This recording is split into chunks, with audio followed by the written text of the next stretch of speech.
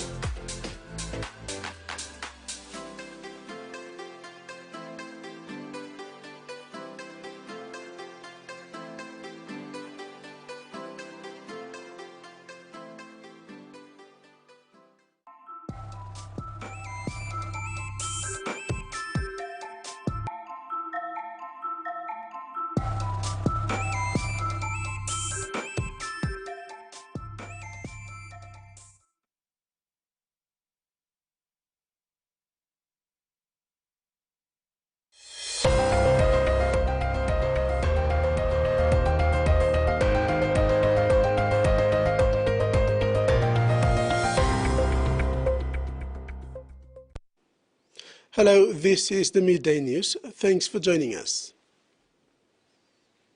Acting Chief of the PNG Defence Force, Commodore Philip Porewara, said his men stand ready to work alongside the police, demonstrating a unified commitment to maintaining law and order. Troops have already been deployed and are working alongside RPNGC to bring normalcy. Porewara, in his official statement, addressing the riots of January 10th, reminded the members of the PNGDF of their oath to this nation and its people and their critical role in maintaining internal security in times such as these. A task force group has been set up for this purpose, led by Task Force Commander Lieutenant Colonel Douglas Vavar. The PNG Defence Force, through the task force group, will support RPNGC secure Port Moresby from further looting and unrest in order to create conditions for re-establishing normalcy within the National Capital District. NCD Central Commander Anthony Wagambi Jr. was stood down from active duty as of yesterday following his 21-day suspension. His suspension was issued by the State of Emergency Controller Donald Yamasombi for disciplinary offences that must be investigated in accordance with Part 4 of the Police Act 1998. When issuing the suspension, Yamasombi said the suspension follows after initial investigations by the Royal Papua New Guinea Constabulary Internal Affairs Directorate IAD into the event that transpired on Wednesday, 10th January 2024. Acting on the advice of the IAD Director, I have approved the suspension of the NCD Central Commander in accordance with the requirements of the Police Act in order to facilitate a thorough and impartial investigations, Yamasombi said. In responding to the suspension, Wagambi Jr. said he did as much as he could under the circumstances to divert what has happened on Wednesday. He added, "My conscience is clear. We will allow for the investigations to take place." End of quote. Book Bilang Pikinini has started its enrollments in Ley this week. Over 300 parents eagerly enrolled their children at Ley Showgrounds Book Bilang Pikinini Library Learning Center, sponsored by Brian Bell Foundation. Excitement-filled as it was announced that both early childhood education and after-school program are now free thanks to a supportive partnership. The the morning ECE program at this centre is at capacity, but enrolments for the after-school program are still open. Regional centres will welcome parents this week, while Port Moresby libraries will start next week due to the state of emergency. All library learning centres will kick off the school year on January 29th. In regional news, the remains of 2 Tongan males stored in the Australian Museum's collection in Sydney have been repatriated to their present-day descendants living in Eua Island in south of Tonga. More than 150 years since they died, their skulls have been laid to rest in a royal funeral service attended by hundreds.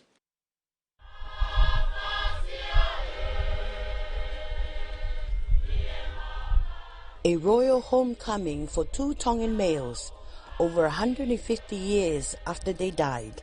We know little about their lives, but Australians took their remains and put them in a Sydney Museum collection.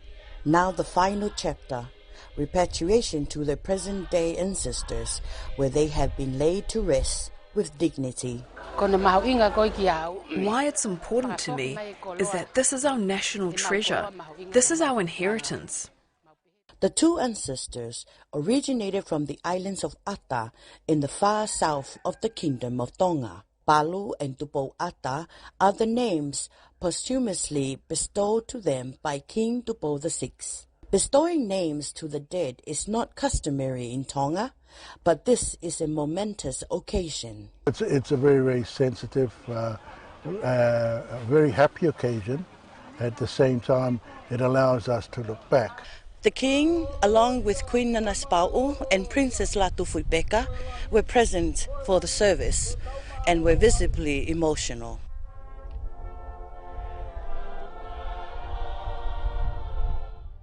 The Royal Palace of Tonga plays a central role in this repatriation. For a leader, it's a must for them, you know. You have to bury your mom. You have to bury your dead. You can't throw it away. Simple as that. Little is known about Tupou and Palu'ata, but records at the Australian Museum have confirmed their provenance.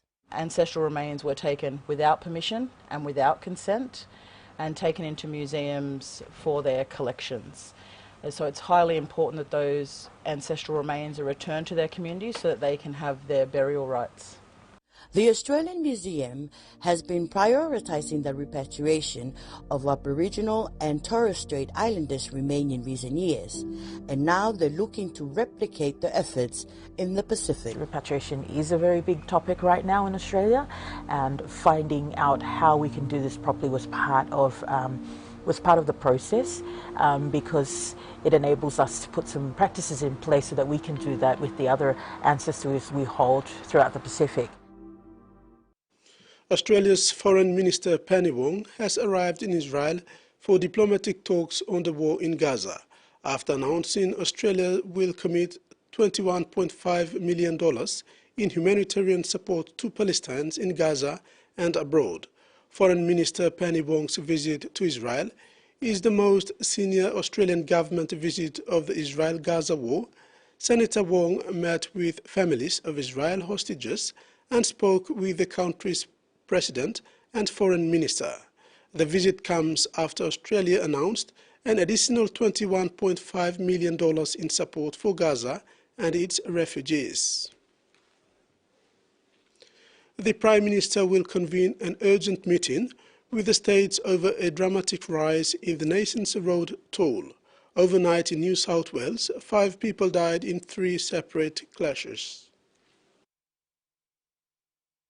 Dozens of teenagers gathered in grief, staring at the site where 2 young friends lost their lives. Hours earlier, their Nissan sedan slammed into a power pole in Sydney's northwest after colliding with another car. Speed may be a factor, where the Nissan has lost control and crashed into the rear of a Ford Falcon. 2 teenage boys who were passengers in the car died at the scene. The 17-year-old driver was taken to hospital with serious injuries but is expected to recover. Upon his discharge, Crash Investigation Unit officers will be interviewing him. The crash happened at 9:40 p.m. 4.5 hours earlier, a man and a woman were killed when their car crashed into a truck in Hay. And a little over 2 hours before, a 77-year-old man was killed when his station wagon hit an SUV in Cowra. Police say the underlying cause of all three crashes was driver error, and there are calls for specific data on the cause of every fatal crash to be made public so experts can analyse how to prevent them. New data released this week shows more than 1,200 people died in crashes across the country last year. That's an increase of 7% on the year before.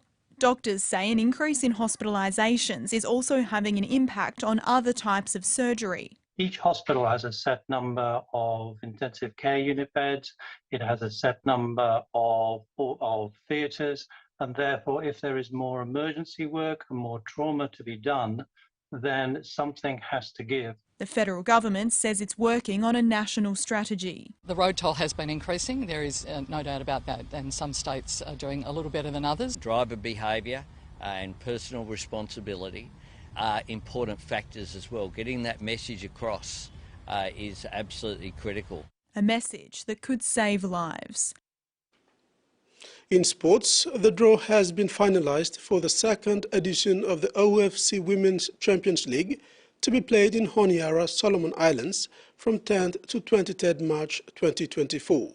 6 teams have been confirmed for the tournament, with the representatives from New Caledonia and Vanuatu yet to be determined. The tournament format consists of 2 groups of 4 teams, with each team to play each other once in the group stage, with the 2 highest placed teams from each group advancing to the semi-finals. The winner of Group A will play the runner-up of Group B. The winner of Group B will play the runner-up of Group A.